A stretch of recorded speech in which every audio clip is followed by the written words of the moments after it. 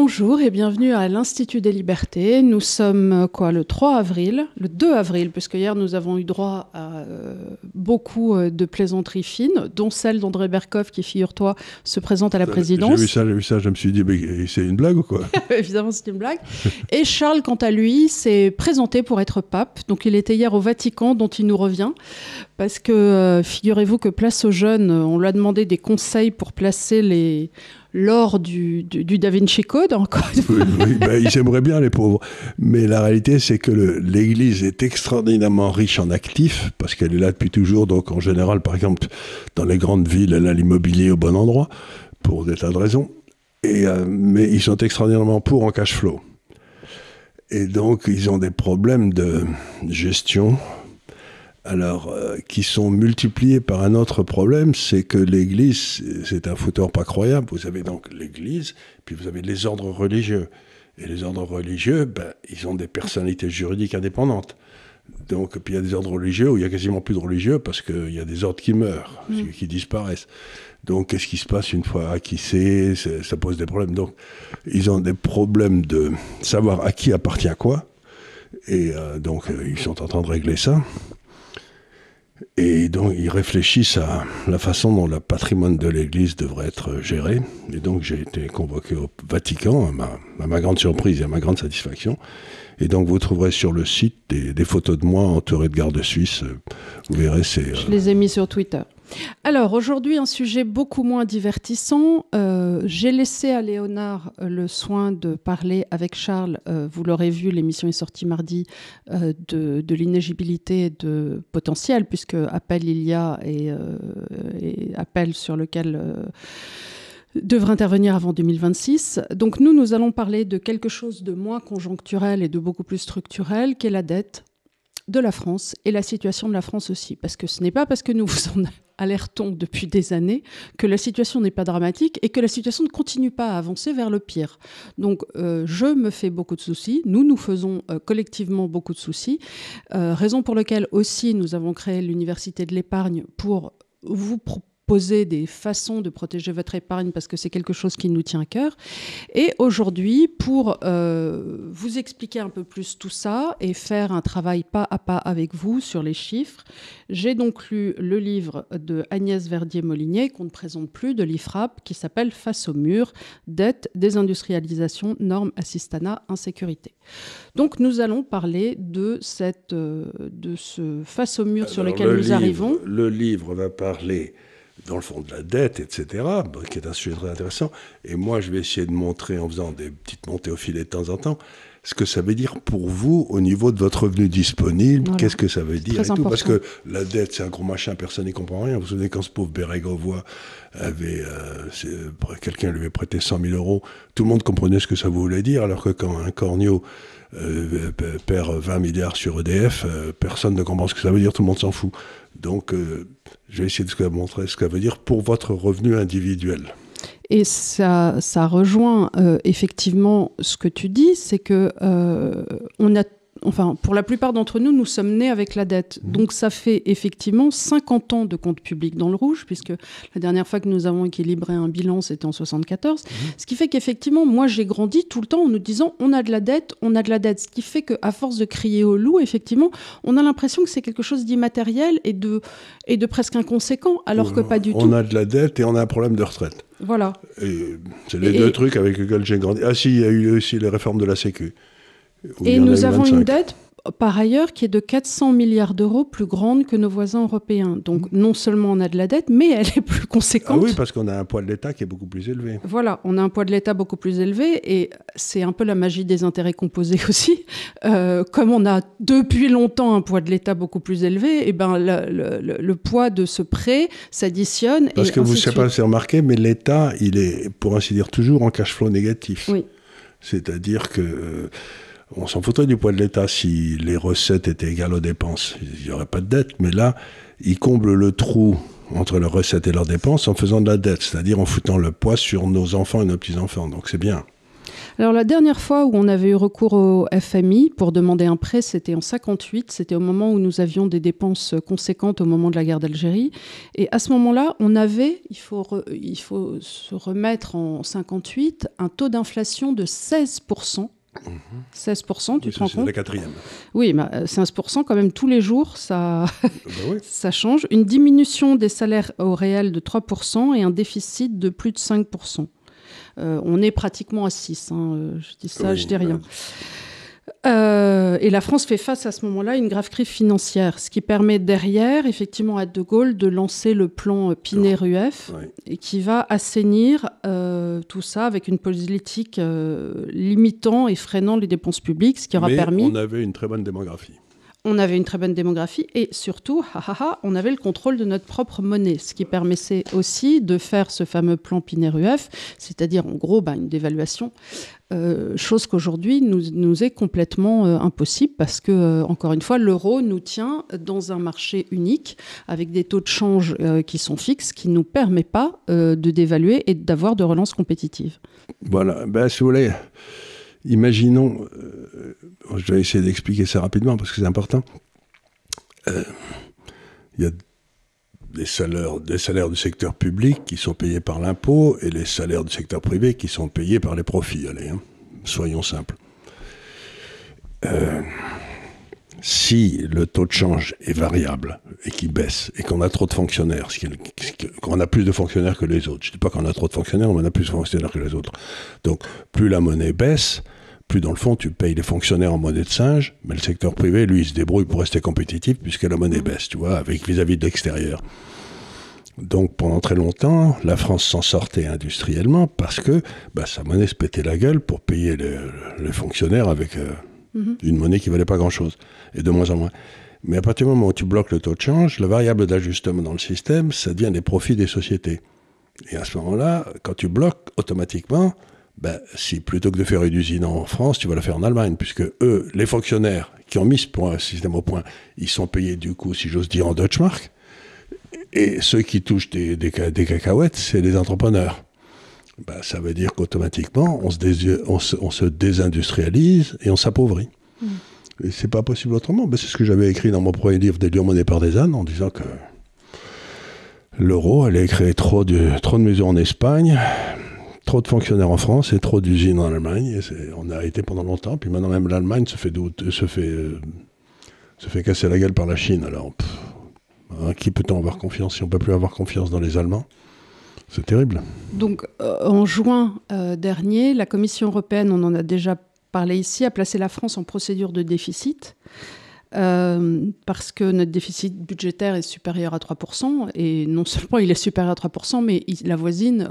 Là, on est à 5,4% et on parle peut-être d'arriver à 6%. Donc, à mon avis, ce sera beaucoup plus. Oui, et évidemment, on laisse le hors-bilan, mais on est dans un état absolument catastrophique. Et... on a notre dernier bilan positif en France était en 1974 à 8,5 milliards de francs à l'époque. Et en 1975, les dépenses publiques représentaient 46% du PIB, les prélèvements obligatoires 35%. Aujourd'hui, on est à 57% de dépenses publiques et environ 44% de taux de prélèvement obligatoire. Je ne sais pas si vous vous rendez compte. C'est le record mondial, je crois. Oui. Et depuis le début des années 2000, ce sont clairement les dépenses publiques qui ont bondi. Nous surtaxons de 150 milliards nos entrepreneurs et nos ménages et nous surdépensons de l'ordre de 260 milliards par rapport à nos voisins. En moyenne, sur les 50 dernières années, la France est déficitaire de 57,4 milliards d'euros. On est déficitaire d'un ministère des Armées par an, soit 66 milliards d'euros à peu près. Voilà. Mais ça ne va pas s'améliorer pour une raison simple, c'est qu'il est probable qu'on est en train de rentrer en récession, c'est ce que j'ai essayé de montrer tout à l'heure, et vous verrez que dans les récessions, le déficit budgétaire se creuse. Donc on me dit qu'on va faire 5,4 ou 5,6 ou 6% cette année. Dans chaque récession, on perd en moyenne 2 à 3 points de PIB, donc ça ne m'étonnerait pas qu'on fasse 8 ou 9 en fin d'année, quoi. Et donc alors, c'est catastrophique. Le catastrophisme se rajoute à ça, c'est que dans ces cas-là, notre notation, entre guillemets, descend, et donc on achète des points de dette encore plus chers. C'est-à-dire qu'il nous coûte sur les marchés de plus en plus cher d'emprunter Et donc, comme on a on doit financer cette dette qui est roulante, oui. On se retrouve à payer de plus en plus cher en intérêt pour la dette du la passé. faire rouler. Mais il y a une raison qui est très simple, c'est qu'il y a toute une série de grandes institutions, les banques centrales ou des grandes compagnies d'assurance ou des choses comme ça, qui ne peuvent pas avoir une dette qui soit inférieure à AA. Elles n'ont pas le droit. D'après leur statut, elles n'ont pas le droit. Donc si on devient simple là, ça veut dire qu'il y a toute une série de gens qui vont devoir vendre leur dette. Et c'est pour ça qu'évidemment, les agences de notation hésitent beaucoup à mettre la France en simple A, parce qu'à ce moment-là, il peut y avoir un effet cascade absolument gigantesque. C'est-à-dire que non seulement il faudra financer le budget, mettons 350 ou 400 milliards, mais en plus, il faudra racheter la dette des gens qui vont arriver en disant, dites, vous êtes gentil, mais moi, à ce prix-là, à cette notation-là, je peux pas. Je peux pas dans mes fonds. Mais oui, parce que tu es obligé, bien sûr, tu as des critères. Alors, si on regarde en pratique, depuis le premier mandat de Macron, ça a été 691 milliards de plus. Le second mandat, 765 milliards de dettes en plus. Je ne peux pas attendre le troisième. Soit plus de 1450 milliards de dettes en plus en deux mandats. En 7-8 ans. Voilà, 1450 milliards. Il n'est pas fini le deuxième. Hein. Il n'est pas fini. On aimerait qu'il soit fini. On peut encore faire de grandes choses. Non, mais on va rajouter, d'ici la fin du deuxième mandat, on va rajouter au minimum 600 milliards. Donc on sera à 1300 milliards pour le deuxième mandat. Les dettes des collectivités territoriales sont, elles, relativement stables. Ce qui a véritablement explosé depuis un moment, c'est les dettes de la sécurité sociale. C'est beaucoup les retraites. C'est beaucoup les retraites. 14 ou 15% du...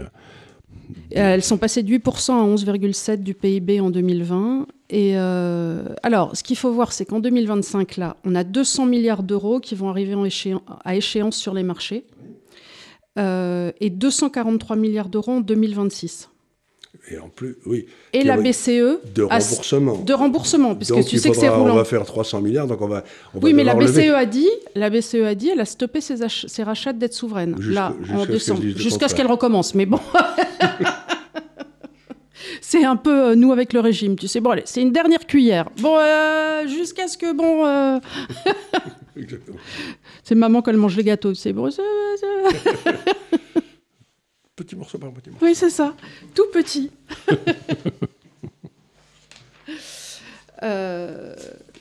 Et donc, si tu regardes la boule de neige de la charge de la dette, le coût de la dette était en 2022 de 51 milliards et il devrait passer à 89 milliards en 2027. C'est ce que nous coûte le financement de la dette. Et alors, je voudrais faire une petite remarque, mettons 90, parce que ça facilite les calculs. Hein, et mettons que la moitié de la dette soit détenue par des étrangers.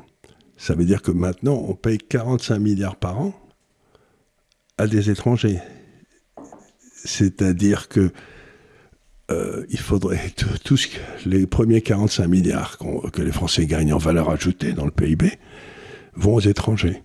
Et puis s'il y en a en plus, ça ira à la hausse du niveau de vie. Mais il n'y en aura pas des masses en plus. C'est-à-dire que ce que je vais essayer de montrer tout à l'heure, c'est que du coup, le niveau de vie des Français, c'est ce que je me tue à dire, va baisser maintenant de façon inéluctable, puisque le premier poste qu'on doit servir dans le budget, c'est... La charge de la dette. Aux étrangers surtout. Voilà. Oui, c'est la charge de la dette, ergo à l'étranger. Donc toute valeur créée... D'abord aux étrangers. Aux étrangers. Et l'autre chose qui fait très peur dans cette idée-là, c'est la fameuse loi Sapin 2 qui peut permettre de capturer l'épargne à la source. Si le marché devient incohérent, c'est-à-dire si par exemple le marché se rend compte que la France est en faillite et que plus personne ne va acheter quoi que ce soit, à ce moment-là, le gouvernement français a le droit de ne pas rembourser sa dette vis-à-vis des Français. Et ça veut dire, normalement... Il la prolonge. Alors, normalement, ça devrait être que de 6 mois, oui. Mais en vrai, tu peux la faire rouler, elle aussi. Mais c'est ce qu'on disait à l'époque où il a passé cette loi, on a dit ça sent le sapin. Mais maintenant, ça commence vraiment à sentir le sapin. Alors, fin décembre 2024, la Banque de France estimait que 55% de la dette publique était détenue par des étrangers. Donc, je disais 50, oui. Ouais. Mais sur la dette à court terme, c'est 83%. Ouh, ça c'est pire, parce que ça veut dire qu'ils peuvent s'en aller, à toute allure. Hein. Je suis bien d'accord que c'est pire. Donc en vrai, sur du court terme, on est beaucoup plus fragile que ce qu'on laisse paraître, parce que 83%, ça veut dire qu'on est littéralement aux mains d'autrui. Bah oui, c'est assez grave. Et sur les étrangers qui... Heureusement, la dette française a une duration d'à peu près 7 ans, c'est-à-dire qu'elle tourne dans son ensemble en 7 ans. Donc la partie court terme doit être moins importante qu'aux États-Unis. Aux États-Unis, je ne sais pas pourquoi, ils ont complètement laissé dériver la partie court terme. Et donc aujourd'hui, je ne me souviens plus des chiffres exacts, mais certainement au-dessus de 50% qui est à moins d'1 an. Alors eux, ils sont vraiment... ils ont le couteau sous la gorge. Ouais. Mais nous, ça doit être, mettons peut-être 14 ou 15%, si c'est un septième. Ouais. Mais quand même, c'est beaucoup. Alors moi, j'arrive dans ma partie 2, qui est faire des économies. Donc on va passer à ta partie démonstration de la dette avant de changer sur ce que ça veut dire. Alors, ce que j'ai fait ici, c'est que j'ai fait 3 graphiques que je vais vous montrer. Le premier, c'est quelle est l'origine intellectuelle de la dette. Pourquoi la dette, c'est péché. Le péché. Non, mais quelle est la justification de la dette? Pourquoi? Parce qu'il y a un économiste que vous connaissez tous, qui s'appelle Keynes, qui était un Anglais, et qui a eu beaucoup d'influence sur les politiques économiques après la Seconde Guerre mondiale, qui disait que quand l'économie ralentit, il faut que l'État augmente ses dépenses, de façon à freiner le ralentissement, et qu'en faisant ça, il rend les récessions plus faibles, s'il y en a, et ça va permettre ensuite au secteur privé de se développer plus rapidement. Donc, en quelque sorte, l'État sert un petit peu de coussin d'amortissement. D'amortissement, voilà, c'est ça. Et ce que Keynes disait aussi, parce que c'était un excellent économiste, il disait, une fois que l'économie reprend, à ce moment-là, il faut que l'État rétablisse, pas les comptes de l'État passent en surplus. Tu vois, donc, on le met en déficit quand ça va mal et on le met en surplus quand ça va bien. C'est ce qu'a fait la Suède depuis 92. C'est ce que nous, on n'a jamais fait. Nous, on était en déficit. Et puis, une fois qu'on était en déficit, la fois d'après, on se mettait encore plus en déficit, puis encore plus en déficit. Donc, disait Keynes, si ça se passe normalement, vous augmentez les dépenses de l'État. Et à 2-3 ans plus tard, comme l'économie croît plus vite, les recettes fiscales sont plus importantes. Et donc, à ce moment-là, la création de richesse est supérieure à l'accroissement de la dette.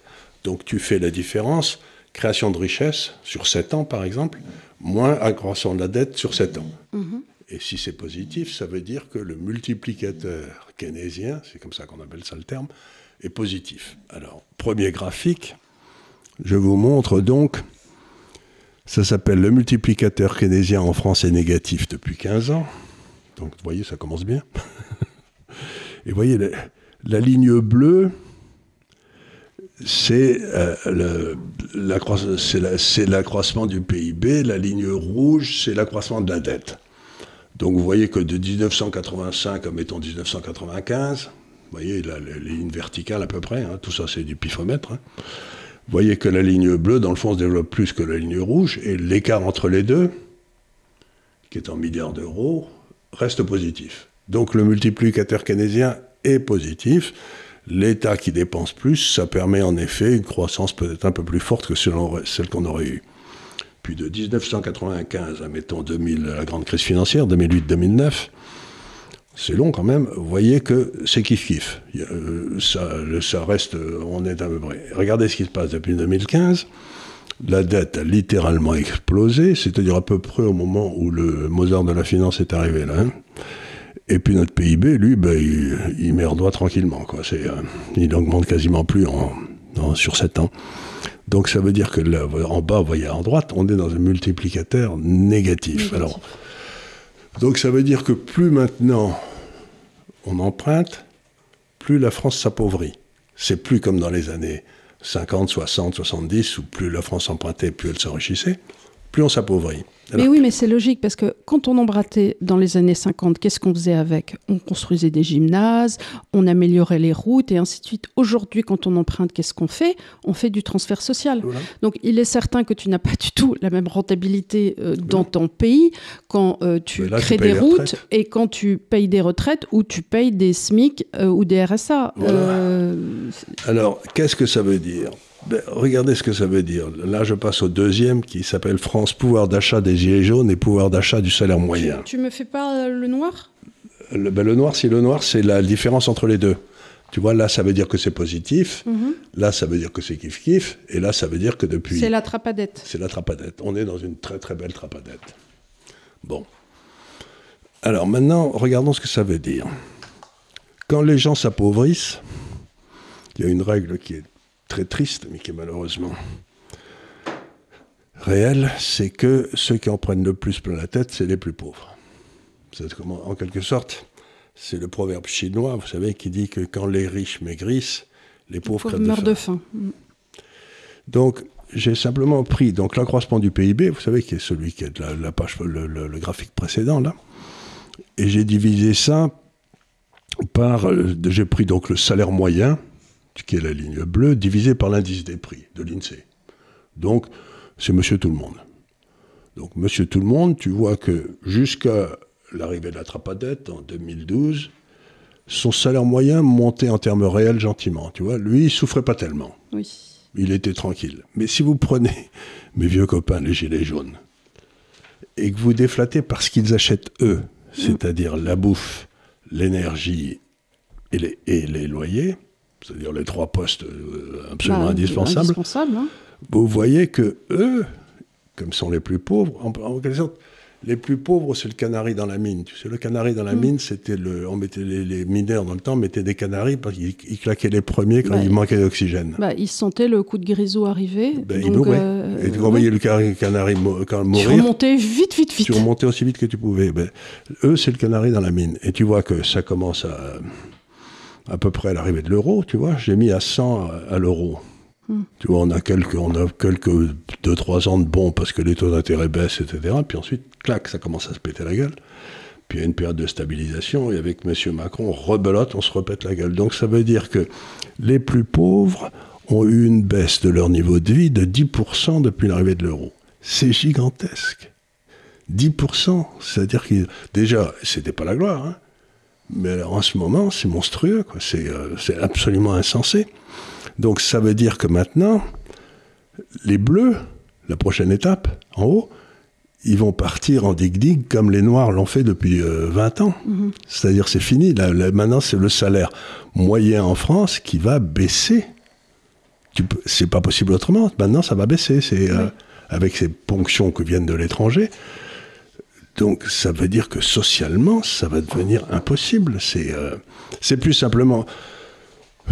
Dans le fond, quand ta femme de ménage gueule parce qu'elle s'en sort pas, tu te dis c'est bien triste ma pauvre dame, mais enfin ça, tu as un petit sentiment de solidarité, mais ça te touche pas vraiment. Tu te fais du souci pour les pauvres, mais tu te fais pas du souci pour toi. Là, la majorité de la population française va se faire du souci pour elle, pour leurs enfants, tout ça, c'est pas possible autrement. Tout ça. Et alors, qu'est-ce qu'on vous avait proposé, ça? J'y reviens une fois encore. Vous savez, avant qu'on crée l'université de l'épargne, on avait fait une espèce de portefeuille où je vous avais dit, la seule chose qu'il faut avoir, c'est des actions françaises qui n'ont rien à voir avec cette baisse du niveau de vie qui va arriver. Tu te souviens, c'était... Oui, bien sûr. Et j'avais mis 10 actions, il y avait LVMH, il y avait L'Oréal, il y avait Air Liquide, par hasard. Et donc, tu vois que la ligne bleue, c'est l'indice de la Bourse de Paris, qui comprend la ligne rouge, hein, et tu vois que depuis la ligne rouge, c'est les belles valeurs, donc qui n'ont rien à voir avec la France, hein, tu as fait à peu près 2% de plus que l'indice de Paris. C'est-à-dire que tu as dû faire 4 ou 5% de mieux que les affaires de Paris, qui sont, si j'enlevais la ligne rouge de la ligne bleue, je ferais 2%, je ferais 4 ou 5. Ce que je veux dire par là, c'est que la recommandation qu'on avait faite pour essayer de protéger votre épargne, c'était de vous dire, surtout, vous restez en action, pas d'obligation. À l'époque, on avait mis de l'or et des obligations chinoises s'y aider aussi. Mais voyez à quel point la ligne rouge est moins volatile que la ligne bleue. Tu vois, la ligne bleue, elle se pète la gueule, elle remonte, elle se pète la gueule. Parce que de temps en temps, il y a des bouffées d'espoir. On se dit, on vient d'élire un type génial qui a fait l'inspection des finances, qui a 30 ans, qui comprend tout. Et puis, il n'a rien compris du tout. Et donc, tu vois bien que ça ne marche pas. Donc,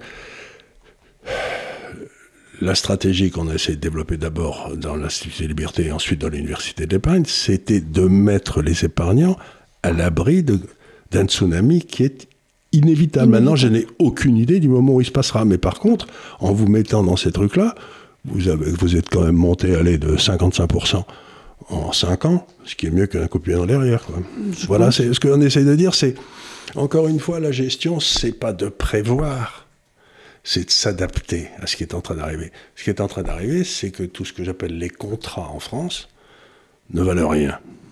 Donc il faut avoir que des actifs, et j'avais mis de l'or, et puis des contrats chinois, et ça marchait très bien aussi. Donc voilà, c'était simplement pour essayer d'expliquer comment vous passez d'une analyse de Madame comment elle s'appelle, Molinier Verdier-Molinier. Verdier-Molinier, de Madame Verdier-Molinier, qui est parfaitement justifiée, qui est parfaitement bonne, vous faites une transition pour savoir, oui, mais qu'est-ce que ça veut dire pour moi? Et c'est un élément très important, parce que sinon c'est très anxiogène. Vous vous dites, bon, alors je vais en ramasser plein la gueule, et je vais attendre simplement d'en ramasser plein la gueule. Comme ça, vous pouvez bouger, vous pouvez vous adapter, vous pouvez sortir, vous pouvez essayer de vous protéger. Voilà, c'est tout ce que je voulais dire. Ça me paraît extrêmement important, c'est que c'est bien de parler des problèmes, mais c'est mieux de parler de la façon dont vous minimiserez l'impact qu'ils auront sur vous.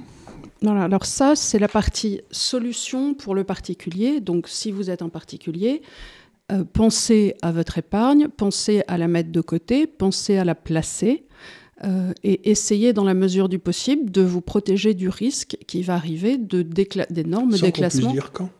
Non, mais bien sûr, on va pas vous dire ça va arriver le 16 février 2026. On n'en sait foutre rien. En revanche, ce qu'on peut vous dire, et c'est souvent ce que font Charles et Didier, c'est de vous dire toutes les conditions pour une avalanche sont réunies. Est-ce qu'on sait quand cette foutue avalanche va péter ? Bien sûr que non. Mais de vous dire que le terrain est mou, qu'il a neigé, qu'il n'a pas eu d'avalanche depuis un moment, que toutes les conditions sont réunies pour une avalanche, ça, on peut vous le dire. Bon. Et tant qu'elle ne se produit pas, les gens me disent « Ah, vous annoncez des mauvaises nouvelles ». Mais non, je vous dis la réalité et ensuite comment vous protéger. Et la réalité est, les conditions pour une avalanche sont réunies. Et les protections qu'on vous a offertes ont marché. Oui. C'est-à-dire que c'était pas, encore une fois, la gestion, c'est pas de prévoir quoi que ce soit, c'est d'enlever son pognon là où on est à peu près certain qu'il va se faire massacrer. C'est tout quoi. Voilà. C'est pas... Et c'est à la portée vraiment d'une intelligence moyenne. Hein. Alors, maintenant, ça c'était la partie pour vous protéger, vous en tant que particulier. Maintenant, la question est, si Charles arrivait demain aux finances, quel genre de choses pourrait-il faire ? Et en tous les cas, quel genre de choses devrait-on faire ? Et vers quel choix devrait porter votre vision politique, votre vote, ce que vous devriez attendre d'une personne responsable qui aujourd'hui viendrait aux commandes dans la situation factuelle que nous venons de vous ériger. Donc premièrement, la première chose à faire serait d'améliorer l'efficacité des collectivités locales et supprimer les doublons avec l'État, parce qu'on sait qu'il y a eu une multiplication au travers du temps d'un certain millefeuille territorial, que ça nous coûte encore une fois un pognon de dingue, pas forcément pour les bonnes raisons. La population, depuis les réformes Mitterrand en 80, a augmenté, je crois, de 25%, et le personnel dans les collectivités territoriales a augmenté de 65%. Voilà, donc j'ai pas l'impression qu'on soit mieux servi. J'ai pas l'impression qu'on soit mieux servi, et ça pourrait nous amener jusqu'à 26 milliards d'économies, ce qui est quand même pas une paille. Et rien que sur le doublon direct, c'est-à-dire véritablement au niveau des territoires, voilà, 9 milliards. Rien que sur, on supprime. Et ça simplifierait la vie des gens, parce que si vous faites une maison dans la région de Toulouse, on avait parlé à un chauffeur de taxi, d'où ma science considérable, il m'avait dit « Monsieur, je suis en train de faire une maison, donc je veux raccorder à l'eau. » Donc, il faut que je demande au village, à la ville, à la ville, à la communauté de communes, à la région, et il y avait 3 personnes qui s'occupaient des raccordements à l'eau. On pourrait n'en avoir qu'un. Oui, mais ça, c'est la même chose dès que tu veux t'occuper d'un hôpital. De nos jours, tu as 18 Pékins qui arrivent dans la salle de réunion, qui ont tous des titres plus ronflants les uns que les autres, alors qu'avant, tu avais un directeur d'hôpital. Oui, un directeur d'hôpital, on avait un directeur d'hôpital et on avait un intendant. Voilà, un économe. Un économe qui faisait la bouffe. Et tout le monde gueulait contre lui, d'ailleurs. Moi, je me souviens qu'on était au lycée, quand j'étais au lycée pensionnaire pendant une année à Pau, c'était une vieille histoire, mais... Et donc, quand il y avait l'intendant qui passait, l'économe qui passait dans les couloirs, tous les types qui étaient en train de bouffer à déjeuner, qui se disaient « assassin, affameur ». Le pauvre, il faisait ce qu'il pouvait avec ce qu'on lui donnait comme budget. À l'hôpital, ils ont quoi? Ils ont 1,10 € pour faire 3 repas par jour, un truc comme ça. Donc, après... Et ils les donnent dans des trucs que les vieux ne peuvent pas ouvrir parce que c'est trop... Oui, mais ils donnent surtout ça dans des sortes d'assiettes en plastique. Là, déjà que tu n'as rien à faire de toute la journée, en plus, tu bouffes de la merde. Alors franchement, c'est pas... Surtout, le repas, c'est pas le moment que tu attends avec impatience. Tu devrais, parce que quand même, c'est normalement un des bons moments de la journée. Enfin, moi, je trouve... Et encore une fois, c'est là où vous voyez la différence entre les pauvres et les riches, qui est scandaleux d'ailleurs. C'est que moi, j'ai eu un petit problème de santé il y a quelques temps, j'ai été hospitalisé à l'hôpital américain. Et ben, on te propose un menu, il y a différentes choses, t'es bien servi, et c'est pareil idiot, mais d'avoir de la bonne bouffe dans un cadre à peu près agréable, ben, ça aide beaucoup au rétablissement. Eh oui, mon bon monsieur. Autre chose à faire, il faudrait réorganiser les opérateurs de l'État. Donc ça ferait à peu près 7 milliards d'économies. Il faudrait diminuer de 10% donc le nombre d'opérateurs publics et réduire les financements versés par l'État d'au moins 10%. Oui, et on pourrait aussi fermer les... Il y en a 1400, je crois, hautes autorités, grands conseils. Bien sûr. D'ADEME, d'AREM, d'ASEM. Ça fait 140 milliards, ça. C'est énorme. Donc on devrait aussi, donc, point numéro 3, réformer la fonction publique. Ça, c'est 8,4 milliards d'économies et geler le point d'indice. D'ailleurs, on pourrait réformer la fonction publique et décider, ce qui me paraîtrait assez raisonnable, que les seuls qui bénéficient de la fonction publique, du statut de la fonction publique tel que défini par les communistes en 1945, c'est les fonctions régaliennes, c'est-à-dire l'armée, la justice, etc., mais pas les fonctions administratives locales, etc. Ça, il n'y a pas de raison que ce soit... Il est certain que tu ne devrais pas mettre sur un même plan un gendarme et la dame qui met les tampons sur les passeports à la mairie. À la sécurité sociale, sans aucun intérêt. Donc il y a aussi ça, mais ça, c'est des réformes assez profondes. Hein.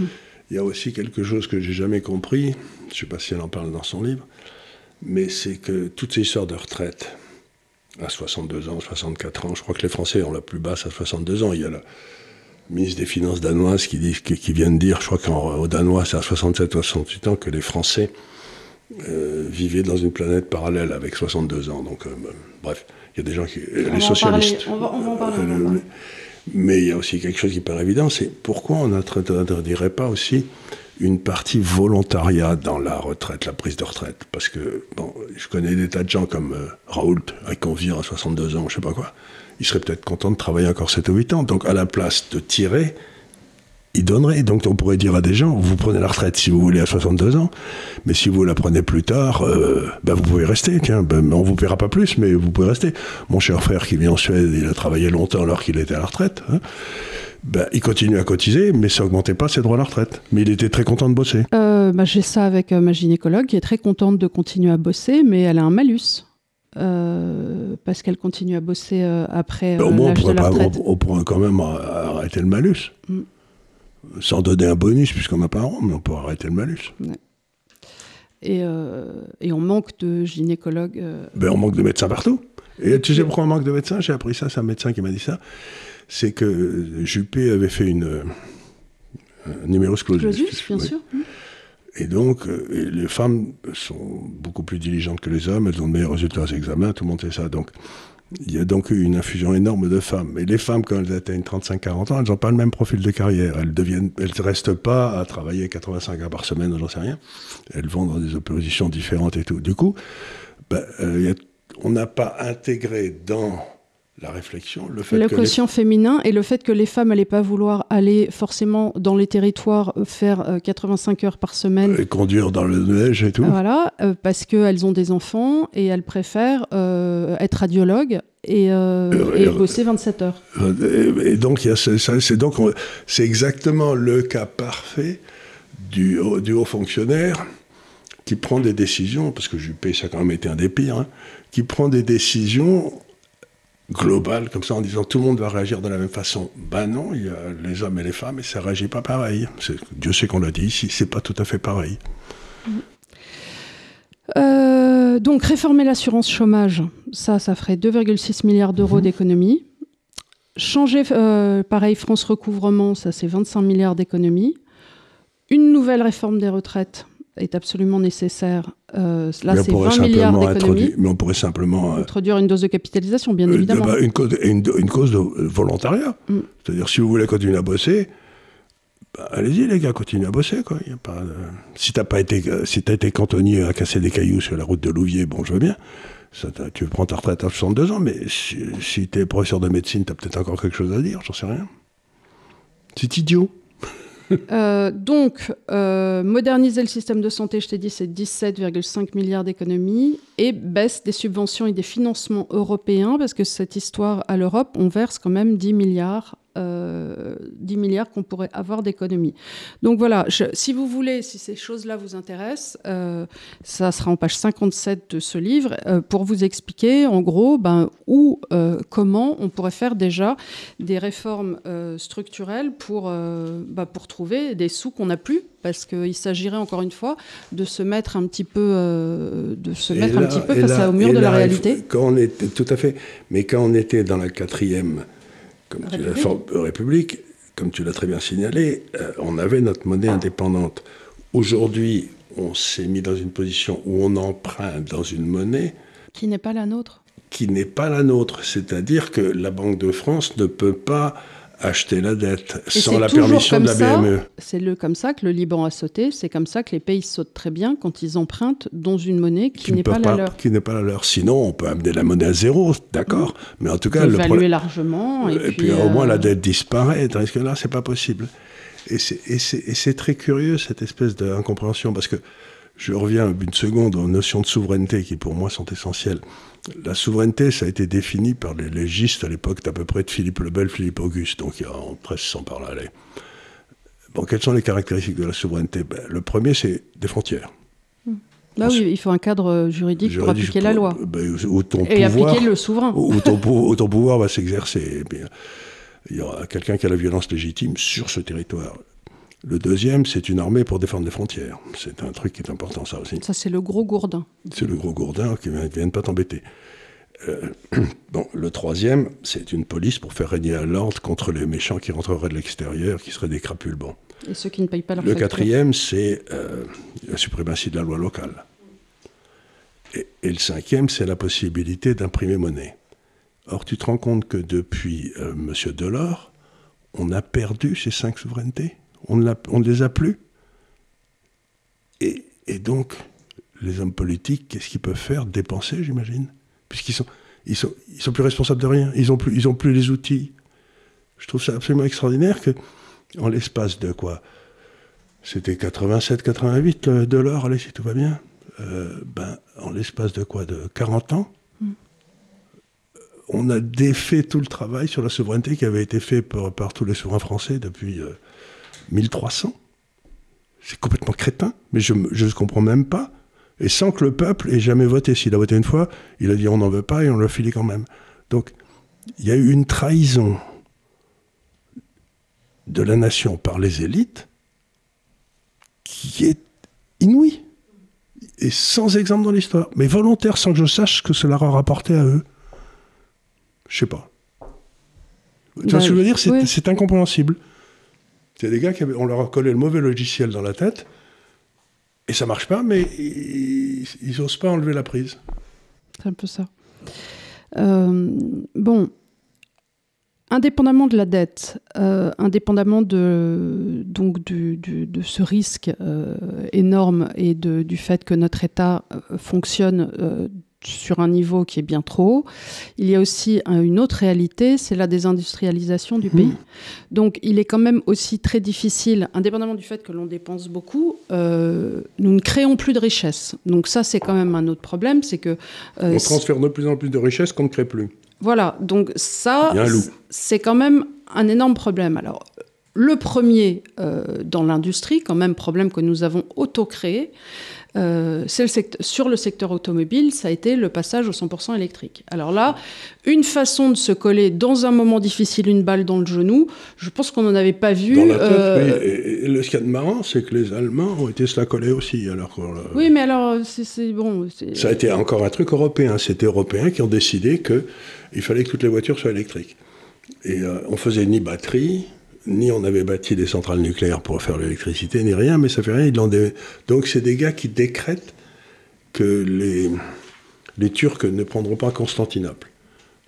Mais manque de peau, les Turcs, ils n'étaient pas au courant. Donc on a une part de l'industrie dans le PIB qui est passée de 28,8 à 16,8 et 1000 milliards de chiffre d'affaires par an. L'industrie allemande en dégage le double. Et la France, de 1974 à 2019, a perdu 2,5 millions d'emplois industriels. Alors là, je voudrais faire une petite remarque. Je l'ai faite, je vais la refaire parce qu'elle me paraît importante. Les gens me disent, nous n'avons plus de capacité industrielle. C'est faux. Parce que vous prenez les 10 valeurs dont je vous ai parlé tout à l'heure, hein. Vous avez Legrand, vous avez L'Oréal, vous avez Air Liquide, vous avez Schneider, vous avez tout ça. Quand vous faites, elle a cité l'Allemagne qui est le double de nous, vous prenez l'indice Morgan Stanley Capital International des valeurs industrielles en Europe, donc qui recoupe les grandes valeurs industrielles partout en Europe. La France fait 28% de cet indice, l'Allemagne fait 22%. Beaucoup moins que nous. C'est-à-dire que nous avons des valeurs industrielles immenses, mais qui ont une caractéristique extraordinaire, et c'est les seuls dans le monde à faire ça, qui n'ont aucune usine dans leur propre pays. Donc la question essentielle, c'est pas que nous soyons désindustrialisés, nous avons toujours les compétences, les ingénieurs, et ce sont des valeurs immenses. Hein. Schneider, c'est une énorme capitalisation. Et ces affaires ont décidé de ne pas investir en France parce que la rentabilité du capital investi était trop faible. Donc, la question, c'est pas la désindustrialisation de la France, c'est pourquoi les entreprises industrielles françaises ont-elles décidé de ne plus investir en France?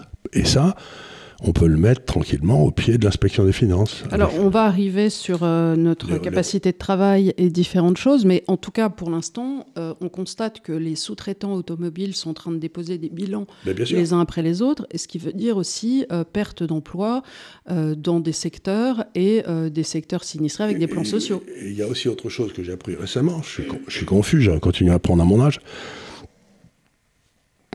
c'est que dans le temps, vous aviez un secteur industriel diversifié en France, avec justement des grosses boîtes et des petites qui travaillaient pour les grosses.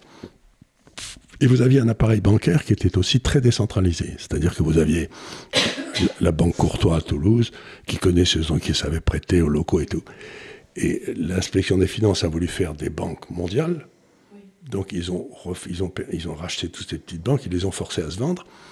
Et ensuite, je crois surtout, ils leur ont collé une obligation d'avoir des départements compliance qui les foutaient en l'air, parce que ça coûte extrêmement cher, de sorte qu'il n'est plus possible maintenant qu'aux grandes banques de se payer ce genre de service, et les petites ne peuvent plus. Et alors, il y a aussi de l'ordre qui a été donné par l'inspection des finances que... Je ne digère pas Bouli. Oui, que le cash devait remonter à Paris.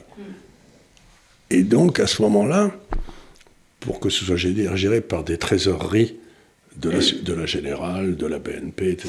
Donc tout le cash est remonté à Paris.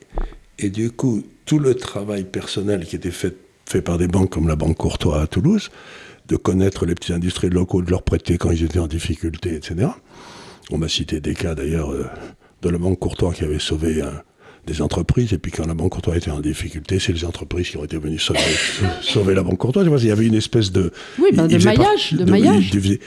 Eh bien, on a détruit ça. Du coup, maintenant, tout le pognon est à Paris, et à Bourg-en-Bresse, il n'y a plus un rond. Tu vois, il n'y a plus l'épargne locale qui devrait s'investir localement, ou au moins une partie. Et donc, tout a été fait pour concentrer tout à Paris, les pouvoirs politiques, les pouvoirs économiques, l'argent, etc. Et ce qui fait que, après ça, ils ont plein de pognon à dépenser, qui font n'importe quoi. Et maintenant, l'extraordinaire, c'est qu'on va nous dire maintenant ça suffit pas à Paris. Vous savez quoi? On va le foutre à Bruxelles. Ça sera marchand encore mieux. C'est à désespérer de la nature humaine. L'autre problème qu'on a, c'est que la richesse marchande est à portion congrue aujourd'hui en France. Nous ne créons plus assez de richesse dans nos entreprises et la valeur ajoutée créée par l'activité privée est en décroissance totale depuis un bon moment. Mais ça, ce que j'ai montré, c'est la partie... J'avais un graphique que j'aurais pu mettre, mais je n'ai pas mis ici, j'aurais pu le mettre d'ailleurs, c'était, on fait la dette par rapport au PIB, vous avez tous vu ça, ça monte, mais si tu l'as fait la dette par rapport au PIB du secteur privé, qui devra rembourser cette dette, parce que ce n'est pas le secteur public qui va s'auto-payer du secteur privé, t'es pas à 100% du PIB, t'es à 240. C'est ça. C'est-à-dire qu'il nous manque environ 130 milliards d'euros de création de richesse aujourd'hui. Voilà. Parce qu'on a un PIB, on le sait, qui est fait d'une addition de choux et de carottes. C'est-à-dire qu'on additionne le PIB qui crée de la richesse, les entrepreneurs, avec le PIB des mairies. Hein, ce qui est quand même une drôle d'addition, mais soit. Et donc, effectivement, il faut quand même voir qu'à la façon du tiers-État, il n'y en a qu'un qui porte tout le monde sur son dos. Et la création de richesse aujourd'hui n'a plus lieu. Donc, ça va être difficile de relancer une économie c'est difficile avec de répartir. Des dames de mairie, quoi. Mais j'embrasse, mais c'est pas la question. Non, mais le vrai problème, c'est bien de répartir la richesse, c'est très bien, mais il faut d'abord commencer par la créer, sinon on ne voit pas très bien. On va pas très bien ce qu'on va répartir puisqu'on n'en crée plus. Donc le vrai problème, c'est que la plupart des gens dans ce pays pensent que si tu mets du capital et du travail, tu vas créer de la richesse. Rien du tout. Il faut qu'il y ait quelqu'un qui soit là, qui s'appelle l'entrepreneur, qui optimise l'utilisation du capital et du travail et qui donne à la sortie plus qu'il n'a mis à la rentrée. Oui. Et bien si tu refuses ce rôle de l'entrepreneur, que tu le surtaxes. Ou que tu le surtaxes, et bien automatiquement, encore une fois, ce que je dis, quand j'étais à Hong Kong, mes impôts c'était 17% par an, je pouvais réinvestir 83% de ce que je gagnais. Ben, c'était vachement bien, tu réinvestis, ça tourne là. Mais si tu peux en investir que 30%, ben, d'un seul coup, ma capacité à créer de la richesse a baissé de 70%.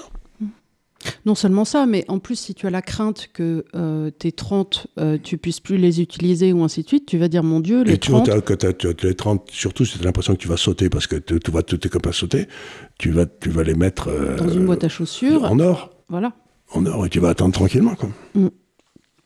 Alors, autre chose, c'est notre rang mondial dans le PIB, on est 23e. Et on était quasiment premier au moment où... dans les années Pompidou, on était en train de passer au-dessus des États-Unis, quand même. On était 11e et on avait un niveau de vie qui était bien meilleur qu'aujourd'hui et bien meilleur que pratiquement les États-Unis. Aujourd'hui, je crois que notre niveau de vie est celui de personnes dans l'Arkansas, aux États-Unis. C'est-à-dire, qui n'est pas le coin le plus riche. Hein. Qui n'est pas le coin le plus riche. C'est-à-dire qu'on est très en dessous du niveau de vie d'Américains ou de Canadiens ou d'autres personnes. C'est-à-dire qu'on a perdu des places et on voit ça partout, on voit ça dans l'enseignement, on voit ça dans la recherche, on voit ça partout. Quoi. Alors autre chose, c'est qu'on entend souvent cette idée qui est fausse, que certes on ne travaille pas beaucoup d'heures en France, mais on serait les plus productifs. Alors c'est pas du tout vrai. On n'est pas du tout les plus productifs par heure. On l'était à un moment, mais c'est vraiment c'est complètement faux, surtout depuis le Covid. Nous avons la plus forte baisse de richesse par heure travaillée. Donc aujourd'hui, on n'est pas du tout les plus productifs. Mais ça va avec la fermeture des usines. Oui. C'est-à-dire que si tu gardes le nombre de fonctionnaires et que le nombre d'usines baisse, comme c'est là où il y avait la productivité la plus forte, ben, automatiquement, la moyenne va baisser, parce que ta secrétaire de mairie, elle produit toujours la même chose. Hein. Il n'y a pas de productivité, là. Enfin, pas vraiment. Alors, en France, on a 1673 heures. C'est la durée effective annuelle de travail d'un salarié à temps complet. C'est la 3e durée la plus basse en Europe.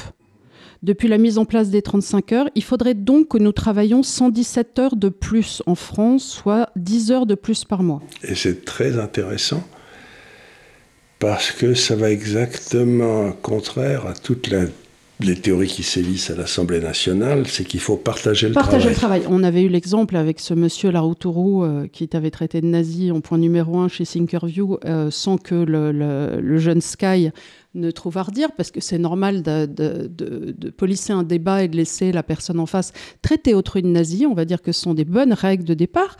Et donc ce monsieur expliquait qu'il fallait partager le travail et qu'il y en avait bien assez pour tout le monde et qu'on allait faire tous 3 ou 4 heures par semaine. Comme si Charles était par exemple une unité remplaçable et comme si moi demain j'allais faire une opération à cœur ouvert pédiatrique à Necker. C'est complètement idiot.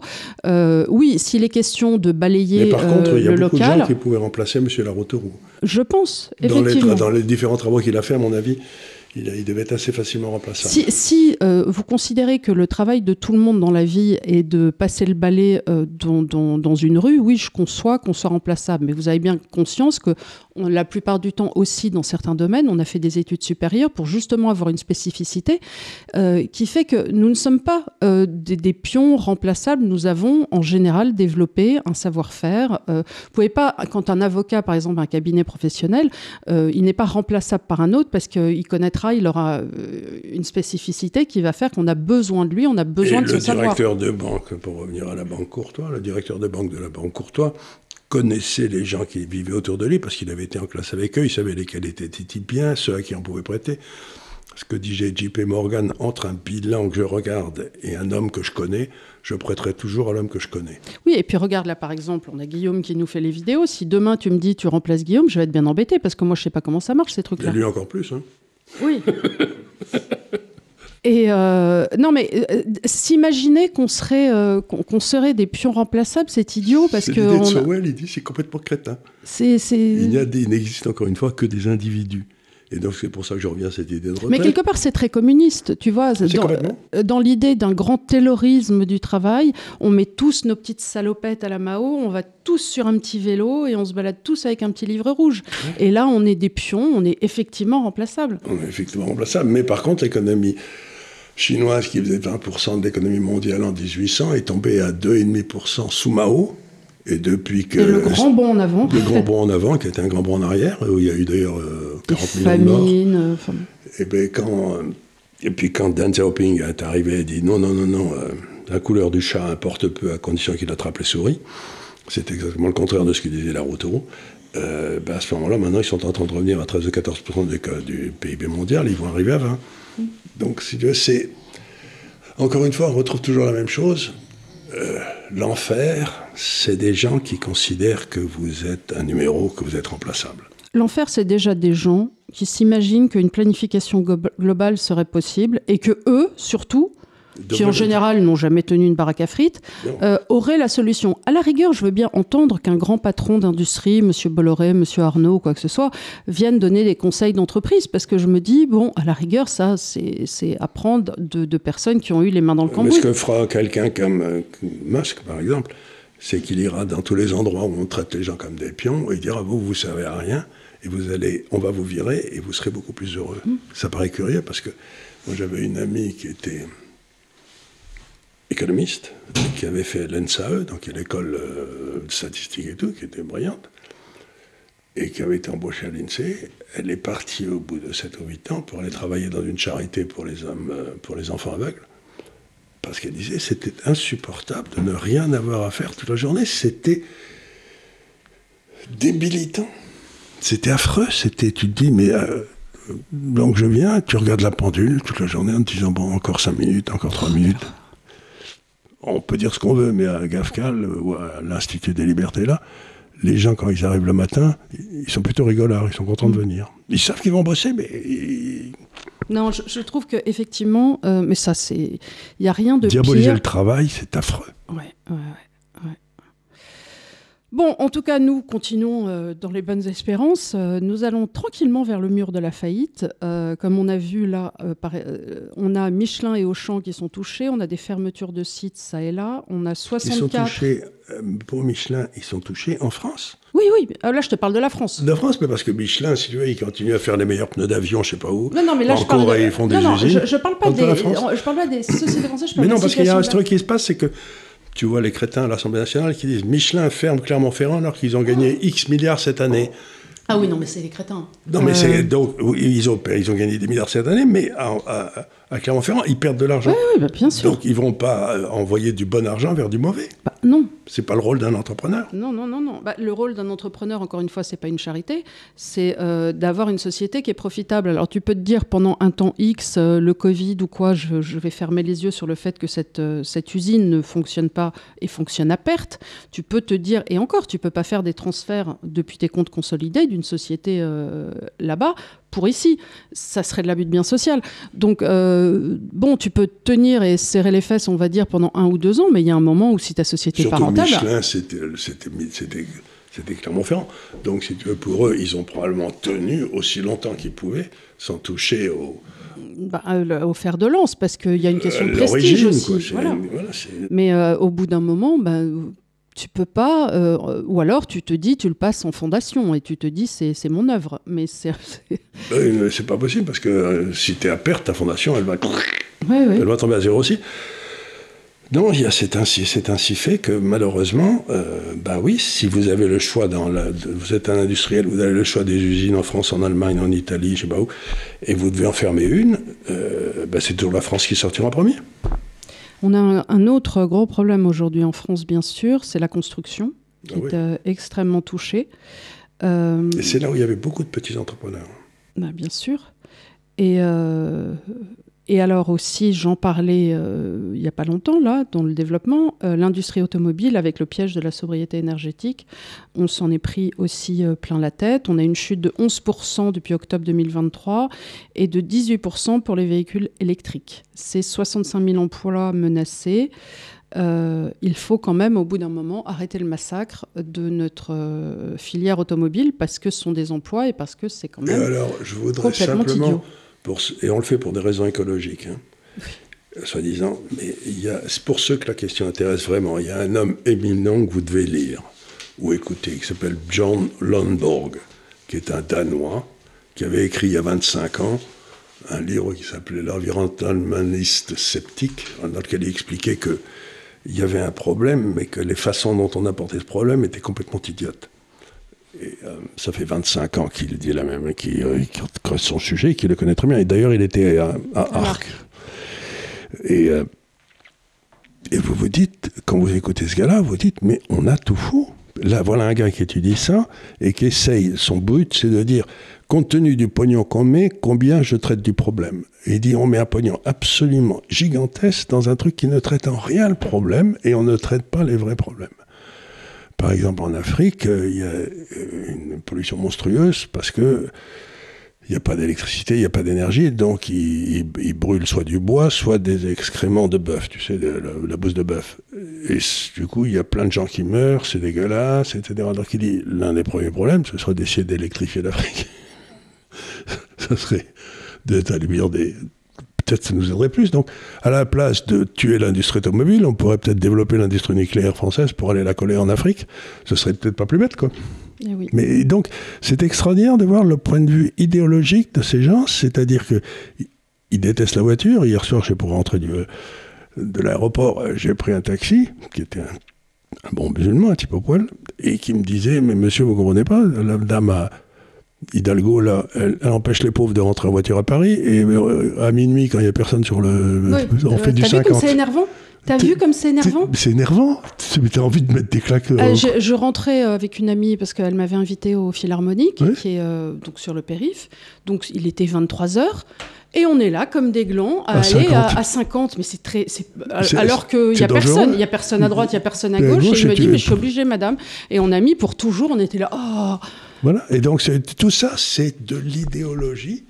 Et tu peux pas... On aimerait avoir des gens normaux au pouvoir, pas des crétins. Donc, tout ce qu'on veut dire, c'est que... Parce qu'il faut voir le périph', pour ceux qui ne sont pas parisiens. Donc, soit il est bondé, et de toute façon, ce n'est pas la peine de vous dire d'aller à 50, vous êtes à 20, vous êtes roue dans roue. Soit c'est le soir, et il n'y a personne. Et dans ces cas-là, expliquez-moi pourquoi je suis obligé d'aller à 50 sur une roue à 4 voies. Mais il y a quelque chose qui m'étonne aussi sur le périphérique, c'est que dans le temps, il était à 90, et que je n'ai pas l'impression que les gens se tuaient comme des lapins. Et j'ai l'impression que les moteurs qui tournent à 50 polluent plus que les moteurs qui tournent à 90 parce qu'ils sont plus efficaces à 90 qu'à 50. Donc vous dites, mais il y a eu des études qu'on appelle d'impact. On a essayé de comprendre ce qu'on faisait. Non, pas du tout. On a passé un truc comme ça, pouf. Donc tous ces gens comme ces crétins de Jospin qui a fermé Super Phoenix, qui nous donnait une avance de 30 ans sur tout le monde. Donc il faut interdire aux fonctionnaires de faire de la politique. Oui, aussi. Et alors, ce qui m'amène sur ma dernière partie, qui est un grand problème qu'on a en France, c'est le mur des normes. Ah ben ça, c'est fou, ça. On a plus de 40 000 normes. En 2002, nos lois comptaient 23 millions de mots. On en compte maintenant 45 millions. On a 45 millions de mots dans nos lois. Et toi, t'es un paysan et tu es en train de dire comment il doit faire pousser ta luzerne. Alors, on a de la complexité à tous les étages, et évidemment, le code qui est devenu le pire, c'est le code de l'environnement, qui tous les jours reprend des mots, des lois, plus personne n'y comprend rien, et tout le monde sait que pour avoir une justice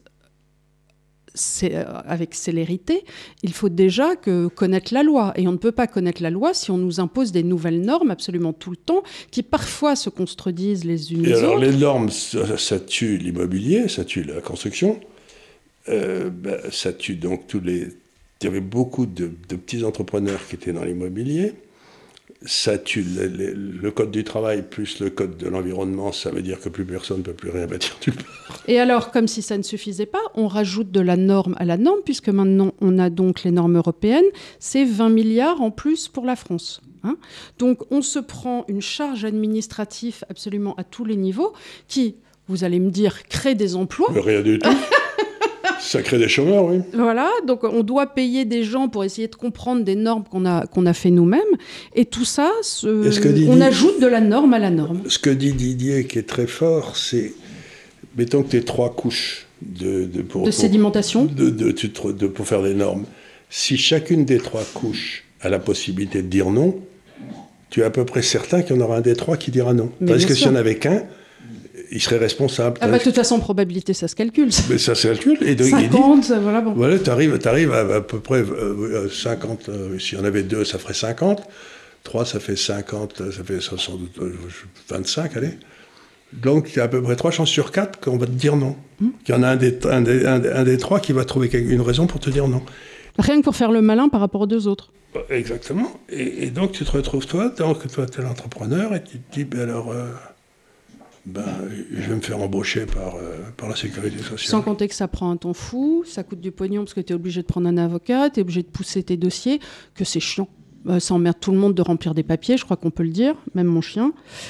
Enfin voilà, bon, tout ça pour dire que si vous voulez aller plus loin, je vous invite à lire ce livre qui est plein de... Alors aussi, à la fin, vous avez plein de graphiques, de données brutes. Ça sert toujours parce que, encore une fois, personne ne peut remettre en cause... Jeeves. Ça suffit, Jeeves. Personne ne peut remettre en cause des chiffres, des notations. Là, vous avez des graphiques. Alors, effectivement, j'ai vu, ils ne sont pas en couleur. Ça coûte très cher de les faire en couleur. On avait eu le problème avec ton premier. Voilà, ça permet quand même de se faire une bonne idée de la situation actuelle. Il y a aussi toute une partie sur la sécurité que j'ai choisi de ne pas traiter parce qu'on s'attelle quand même plus à l'économie et je préférais qu'on s'occupe un petit peu plus des graphiques.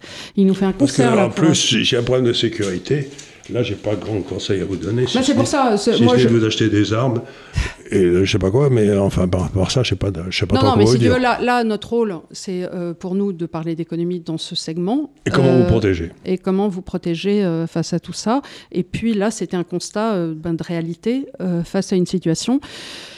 Les élections, c'est pas pour tout de suite, mais je pense que dans vos discussions politiques, prendre en compte ces réalités concrètes qu'on vient de vous expliquer et demander à vos politiques de terrain et nationaux de répondre à ces questionnements parce qu'ils sont réels et il faut arrêter avec nos atermoiements parce qu'on risque de prendre justement le mur en pleine face. Et il faut voter Berkoff. Vous votez Berkoff. Allez, je vous dis à la semaine prochaine. Mettez des likes et on vous dit à très bientôt. Et on n'est toujours pas 400 000. Hein. Oui, mais ça sera ton anniversaire.